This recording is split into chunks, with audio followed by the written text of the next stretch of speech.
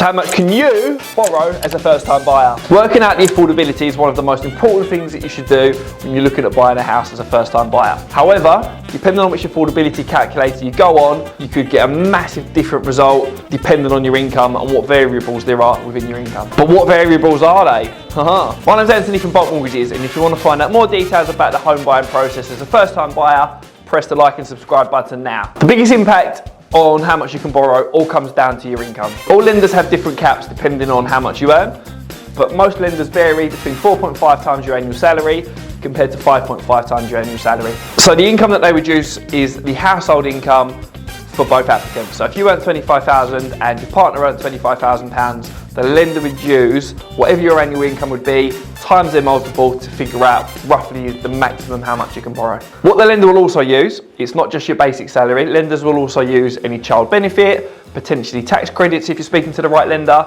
overtime, commission bonus. And depending on which lender you speak to, some lenders will use 50% of that and some of them will use 100%. Another thing that can also impact how much you can borrow is your commitments. And what I mean by commitments are financial commitments such as credit cards, loans, car hire.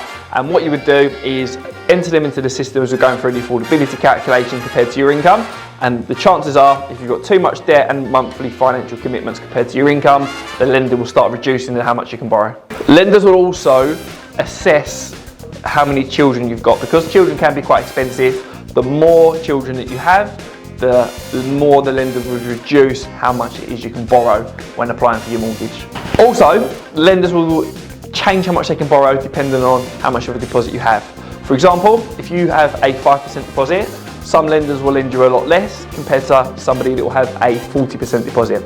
It tends to work in multiples of 5%, and every single lender has different criteria around that, but as a general rule of thumb, the bigger deposit you have, the more you can potentially borrow. Last but not least is the credit score. So not every lender will reduce how much you can borrow if you've got a bad credit score. However, if your credit score is lower, there are lenders that might reduce the amount that you can borrow. We have put a link to something called Check My File to check what your credit score is in the bio, and it's worth having a check because if you're thinking about applying for the mortgage in the next 6 months, it puts you in a position to see if there's any issues you've got in place and how you can get them ironed out before you do make that final application. So just to summarise, as a general rule of thumb, a good calculation to work out how much you can borrow would be 4.5 times your annual income as a household. However, if you do want to find out some more details at exactly how much it is that you can borrow, it's always worth speaking to a professional to give you a personal conversation and strategy call to find out exactly how much it is you can borrow based on your personal circumstances. In this video, we've broken down exactly how much it is you can borrow when you're speaking to different lenders. And if you want to find out more details about the house buying process, don't forget to press like and subscribe now.